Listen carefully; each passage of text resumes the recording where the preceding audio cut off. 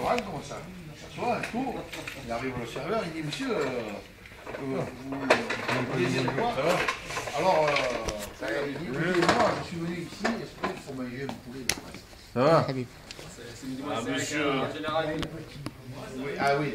Non, monsieur, mais... Je fais attention. Non, je mets pas. c'est la blague du... Monsieur, c'est la blague du week-end, on se lâche.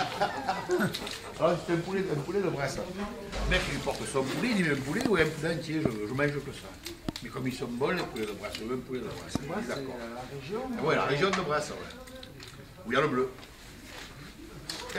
De Bresse. Le mec, il porte son poulet et tout, il pose, du coup, il met le doigt au cul au poulet, comme ça.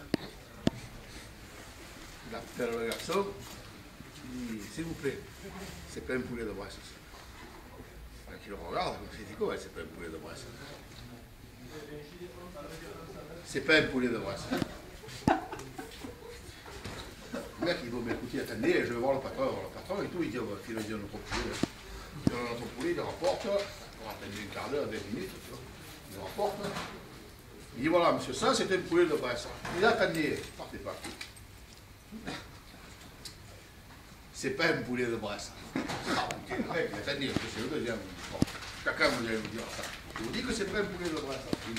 Il ramène son poulet, il en revient avec un autre, il lui porte sur la table. Attends, le premier c'est le poulet de Bretagne. Non, de Bresse, je dis. Il n'est pas de Bresse, mais il est de Bretagne. Ah, peut-être. Il dit, mais ça, c'est pas un poulet de Bresse encore. Le mec, il en a plein il le est du cul. Périgord, le second il est du Périgord.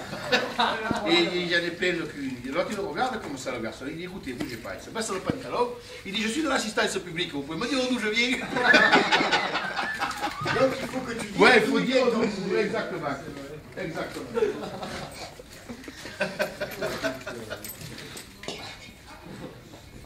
Il a collé des blagues, M. Guillaume. Vous n'avez pas eu Tu l'as raconté, celui du marais? Je vois que celles qui vous racontent, je les connais, mais le problème c'est que naturellement elles ne me reviennent pas à l'esprit. Quand je commence à la raconter, je dis, oui. celle-là, il y a longtemps, Il va te raconter une blague sur les U, sur les U, tu vois. On a les aidés, celui, les U, les A, on est gros comme ça, les U, les A. Ça la rend malade.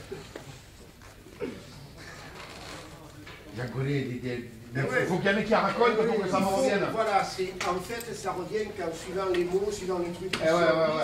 Quand tu racontes une blague sur les nonnes, hop, on sort une des nonnes, après tu me racontes une blague sur les poissons, il m'en vient une sur les poissons, mais là, peut-être, je sais pas, j'en raconte plus assez, avant on faisait que ça. Les toilettes. Ça a été fait. Le gars, il est passé. Alors, ça se passe dans une usine. Du côté de Vitron, du côté de chez comment ça s'appelle déjà, Air Aviation. Oui, Eurocopter. Mais il travaille là sur les avions d'assaut supersoniques. Là, tu sais. Il faut un avion, mais alors, il a la forme de l'oiseau, tu vois, ils se disent, celui-là, il va passer 2 fois, 3 fois le mur du son. Mais le pilote dans l'avion, il monte en vitesse, le mur du son, l'avion, flaf, il tombe au sol. Les 2 ailes coupées nettes comme ça, ras du fuselage. Alors les ingénieurs font les calculs, bon mais alors on va renforcer, on va mettre des tendeurs en plus. 2e essai, j'abrège parce que c'est l'heure. L'avion, il arrive pour passer le mur du son, bang, les 2 ailes coupées à ras du fuselage.